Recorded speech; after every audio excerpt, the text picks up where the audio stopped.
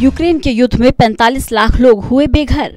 Ukraine का संकट गहराता जा रहा है। एक तरफ जहां शरणार्थियों की तादाद तेजी से बढ़ती जा रही है, वहीं कई शहरों में जरूरी चीजों के लिए संकट है। बमबारी भी लगातार जारी है। 2 हफ्ते की जंग में 25 लाख लोग शरणार्थी बन गए हैं। संयुक्त राष्ट्र की एजेंसियों का कहना है कि अब तक 25 लाख से ज्यादा लोग यूक्रेन से बाहर निकले हैं। इसके साथ ही करीब 20 लाख लोग देश में ही घर छोड़ने को मजबूर हैं। इसी तरह विस्थापितों की कुल संख्या 45 लाख के पार हो गई है। संयुक्त राष्ट्र करीब 40 लाख शरणार्थियों के लिए मानवीय जरूरतों का आकलन कर रहा है। उसका अनुमान है कम से कम इतने लोग देश के बाहर जाने पर विवश हैं।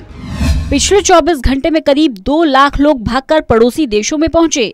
संयुक्त राष्ट्र के अधिकारियों का कहना है 40 लाख के अनुमानित संख्या में बदलाव हो सकता है। शरणार्थियों की संख्या अनुमान से ज्यादा हो सकती है। संयुक्त राष्ट्र शरणार्थी एजेंसी के प्रवक्ता ने कहा, ये बहुत संभव है कि 40 लाख की योजना जो हम बना रहे हैं उसमें संशोधन करना पड़े।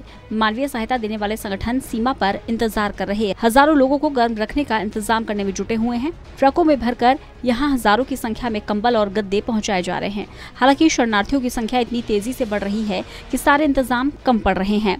भारी बमबारी के कारण कई शहरों में हजारों लोग जगह जगह फंसे हुए हैं। इन शहरों में जरूरी चीजों की सप्लाई रुक गई है। पुराना स्टॉक तेजी से खत्म हो रहा है।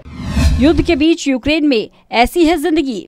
यूक्रेन में हो रही तबाही से जुड़ी सैकड़ों तस्वीरें बाहर आ रही हैं। खंडर जो कुछ दिन पहले घर थे, जहां बाजार थे, वहां कंक्रीट का मलबा भरा हुआ है। ये सब तो फिर भी निर्जीव है। लाखों इंसान शरणार्थी बन गए हैं।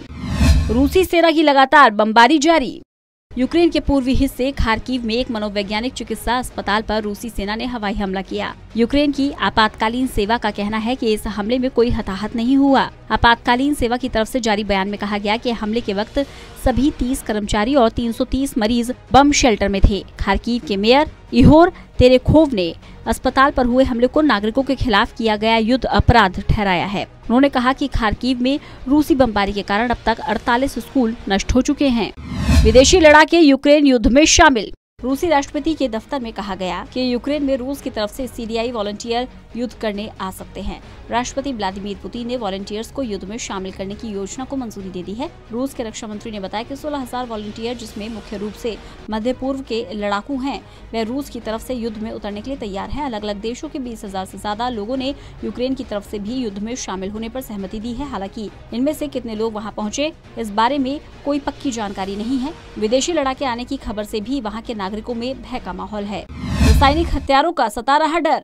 रूस और यूक्रेन के बीच जंग पर रूस का कहना है कि यूक्रेन में जैविक हथियार तैयार किए जा रहे हैं।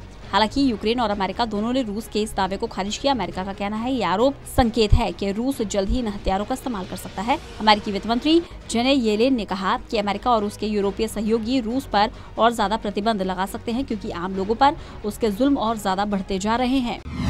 सकारात्मक बदलाव के मिल रहे संकेत।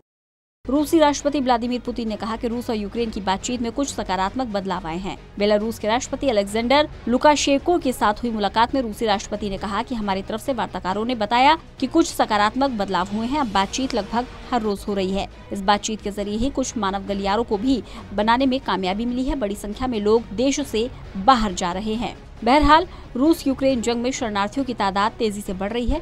लोग अपने घरों को छोड़ने को मजबूर हैं।